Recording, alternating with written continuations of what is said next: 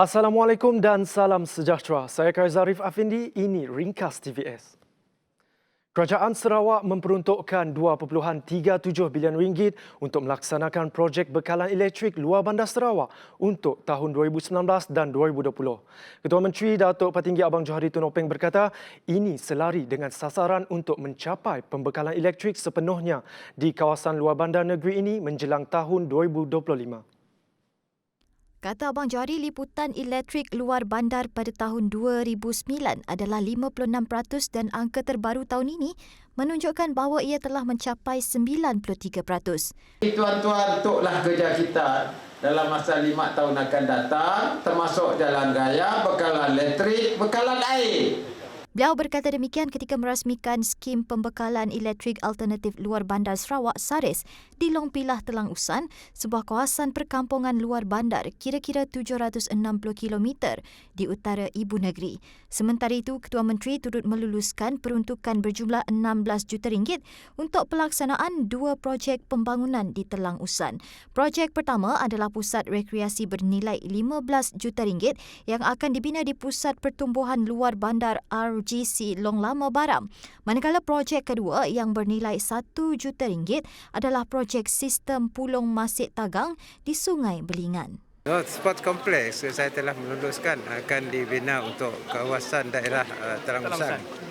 Untuk daerah Telang Usan.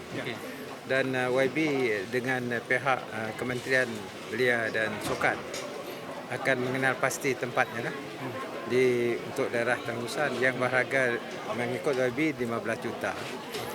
Kita akan bangunkan. Yang satu lagi ialah apa yang dipohonkan di dalam surat tadi dari sudut master plan Kampung Long Pilah 3 juta. Yang dua itu kita luluskan. Akan dibangunkan selepas ini. Sementara itu, bagi Menteri Utiliti Datuk Seri Dr. Stephen Rundi Utom, dana sebanyak 2.37 bilion ringgit itu merupakan dana paling besar yang pernah diterima kementeriannya. Jadi dengan keprihatinan yang amat berhormat Ketua Menteri setuju memberikan dana yang paling besar ever we have received, 2.37 billion untuk kita menjalankan tugas-tugas ini, membekalkan bekalan elektrik kepada kawasan luar bandar. Itulah kita perhatikan di kawasan luar bandar, termasuk Telang Usan. Kawasan ini sudah ada daripada gelap menjadi terang. Kata Rundi lagi, sudah menjadi harapan pihaknya untuk memastikan seluruh kawasan terutamanya di luar bandar mendapat bekalan elektrik 24 jam. Dengan adanya peruntukan tersebut, maka liputan bekalan elektrik 24 jam di luar bandar dapat ditingkatkan dari 93% kepada 96%. Strategi membekal elektrik luar bandar Sarawak adalah melalui sambungan skim bekalan elektrik luar bandar BELB, grid agihan dan sambungan bekalan kuasa luar bandar RPSS, grid penghantaran untuk kawasan yang mempunyai akses jalan raya. Manakala bagi kawasan pedalaman pula, sistem tunggal yang menggunakan sumber tenaga elektrik alternatif seperti hybrid dan SARES akan digunapakai. Skim bekalan elektrik alternatif luar bandar Sarawak SARES telah berjaya menerangi lebih 8,000 isi rumah di Sarawak. Menurut Sarawak Energy Berhad SEB, jumlah tersebut adalah daripada lebih 270 kampung di kawasan pedalaman negeri itu. Sejak diperkenalkan pada tahun 2016, projek SARES yang merupakan inisiatif Kerajaan Sarawak menerusi Kementerian Utiliti dan Sarawak Energy Berhad SEB telah berjaya membekalkan lebih 60,000 penduduk luar bandar dengan tenaga elektrik 24 jam. Sementara itu, lebih 20,000 penduduk daripada 2,500 isi rumah dari 51 kampung di pedalaman di Telang Usan kini menikmati sumber elektrik ini. Dijangkakan menjelang 2021, 100% kawasan Telang Usan akan bercahayakan tenaga elektrik apabila sistem tenaga suria yang boleh diperbaharui siap dipasang di 21 kampung yang berbaki. Untuk rekod, Ketua Menteri Datuk Patinggi Abang Johari Tun Openg pada Sabtu telah merasmikan projek SARES di Long Pilah, Ulu Baram. Persidangan Dewan Rakyat membuka tirainya bagi sesi mesyuarat ketiga penggal ketiga Parlimen ke-14 pada Isnin. Antara isu yang akan dibincangkan adalah mengenai kesan COVID-19 serta langkah kerajaan dalam menanganinya termasuk hal berkaitan pilihan raya. Berdasarkan aturan mesyuarat Dewan Rakyat, hampir majoriti pertanyaan lisan dalam turutan awal pada sesi soal-jawab adalah berkenaan COVID-19. Mengenai isu pilihan raya, Perdana Menteri Tan Sri Muhyiddin Yassin dijadualkan menjawab soalan Datuk Sri Madzhir Khalid UMNO Padang Terap berkaitan keputusan pihak kerajaan untuk meminda perlembagaan atau mewujudkan rang undang-undang khusus bagi membolehkan pilihan raya ditangguhkan dalam tempoh pandemik. Seterusnya, Muhyiddin juga dijadualkan menjawab soalan Datuk Muhammad Faziah Muhammad Fakih Bersatu Sabak Bernam yang ingin mengetahui impak ekonomi COVID-19 terhadap individu, isi rumah dan syarikat perniagaan, selan dasar dan langkah kerajaan dalam memacu ekonomi ke arah berdaya tahan. Majlis Keselamatan Negara MKN akan menguatkuasakan Perintah Kawalan Pergerakan diperketatkan PKPD di Pusat Tahanan Sementara Kota Kinabalu, Sabah bermula 3 hingga 16 November ini. Menteri Kanan Kluster Keselamatan Datuk Seri Ismail Sabri Yaakob berkata pelaksanaan PKPD itu bertujuan untuk menyekat penularan COVID-19 dalam kalangan tahanan dan kaki tangan pusat tahanan tersebut.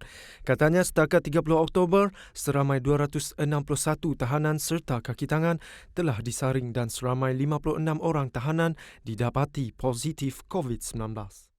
PKPD ini akan melibatkan seramai 1,820 orang tahanan dan 114 orang kaki tangan pusat tahanan tersebut. Seperti biasa, PKPD SOP-nya samalah dengan setiap PKPD itu yang melibatkan penjara ni. Kita dah banyaklah penjara yang telah pun kita perkenalkan PKPD ni. Keluarga tak boleh keluar masuk. Kaki tangan pun tidak boleh keluar masuk daripada dalam.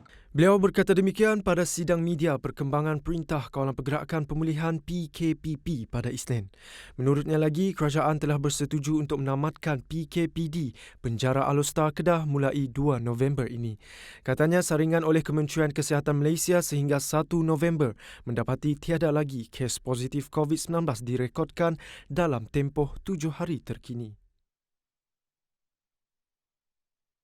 Cadangan pengeluaran simpanan akaun 1 pencarum kumpulan wang simpanan pekerja KWSP disokong oleh Pertubuhan Kebangsaan Pekerja Berkemahiran. Menurut pertubuhan itu, pencarum seharusnya diberi kebenaran untuk berbuat demikian bagi membantu mereka yang mengalami masalah kewangan. Setiausaha Agongnya Muhammad Rizan Hassan berkata, wang itu akan dapat digunakan sebagai sokongan kepada pendapatan tetap golongan pekerja berkemahiran yang menerima kesan negatif akibat penularan COVID-19 dalam negara. Beliau berkata langkah itu dilihat dapat membantu golongan pekerja khasnya di sektor perkilangan yang ramai. Katanya golongan itu kini tidak lagi dapat membuat kerja lebih masa, malah ada yang terpaksa diberhentikan akibat penutupan atau pengecilan operasi kilang. Muhammad Rizan dalam satu kenyataan pada Isnin berkata, beliau berharap kelonggaran pengeluaran wang caruman KWSP akaun 1 dapat diberikan bagi meringankan bebanan yang sedang ditanggung golongan pekerja berkenaan. Selain itu, katanya tindakan tersebut akan mampu memberi sedikit motivasi kepada pencarum agar merancang sesuatu demi meneruskan kelangsungan kehidupan mereka. Bagaimanapun, Perdana Menteri Tan Sri Muhyiddin Yassin pada Jumaat yang lepas dilaporkan berkata sukar bagi kerajaan membenarkan pengeluaran dari akaun 1 caruman itu walaupun beliau sedar ada cadangan mengenainya. Kerana beliau berpandangan jika dibenarkan, ramai yang akan berhadapan dengan masalah lain pula di masa hadapan. Bertemu kembali, kita beralih ke perkembangan di Kabong. 3 buah rumah musnah manakala sebuah rumah terjejas 5% dalam insiden kebakaran awal pagi di Kampung Hilir, Kabong pada Isnin. Menurut Ketua Operasi Bomba dan Penyelamat Negeri John Sagun, pihaknya menerima maklumat kejadian sekitar jam 4.47 pagi. Sejurus menerima panggilan katanya sebuah jentera dengan kekuatan 7 anggota segera diatur gerak ke lokasi dari Balai Bomba dan Penyelamat Saratok. Setiba di lokasi, pasukan mendapati 3 buah rumah terbabit telah musnah sama sekali. Punca kejadian masih disiasat dan tiada sebarang kecederaan dilaporkan. Kuching FA menggalas tugasan berat apabila diundi bertemu pasukan Johor Darul Takzim JDT dalam kejohanan TM Piala Malaysia 2020. Undian yang dilakukan oleh Ketua Pegawai Eksekutif MFL, Dato' Ebi Ghani Hassan itu pastinya menjadi cabaran besar buat skuad Kuching FA kerana terpaksa beraksi dengan format pertandingan baru. Format baru itu dilaksanakan susulan kebimbangan penularan COVID-19. Format tersebut tiada peringkat kumpulan dan tiada perlawanan timbal balik. Dalam pada itu, pasukan Kuala Lumpur terus layak ke pusingan suku akhir selepas mendapat slot bye bagi aksi pusingan pertama. Ini kerana Kuala Lumpur diundi bertemu Sabah yang tidak akan terlibat dalam saingan TM Piala Malaysia susulan tidak mendapat pelepasan dari Majlis Keselamatan Negara MKN. Hadapi kesukaran pada permulaannya, pendatang baharu Liga Perdana Malaysia, Kuching FA akhiri keputusan cemerlang apabila terus melakar kemenangan dan kini berada di kedudukan keempat dalam carta Liga. Kuching FA yang bertandang ke Stadium Hang Jebat bagi perlawanan penutupan Liga Perdana pada Sabtu berjaya menundukkan pasukan Kuala Lumpur dengan keputusan 2-0. Brian John Enisezio membuka jaringan awal dengan meletakkan Kuching FA di hadapan pada minit ke-20. 13 minit berselang, pemain kelahiran Matahari Terbit Yuta Suzuki melebarkan luka pasukan Kuala Lumpur apabila meledakkan jaringan kedua Kuching FA.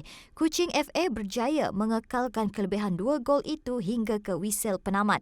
Pada Februari lalu, Presiden Kuching FA Fazruddin Abdul Rahman menetapkan sasaran untuk melihat pasukannya berada di kedudukan 5 terbaik dalam carta Liga selain berharap anak-anak buahnya layak merebut slot ke TM Piala Malaysia. Seolah menepati sasaran, Kuching FA berjaya galas tugas dengan cemerlang. Laporan itu tadi mengakhiri Ringkas TVS jam ini. Saya Karzari Afindi, salam hormat.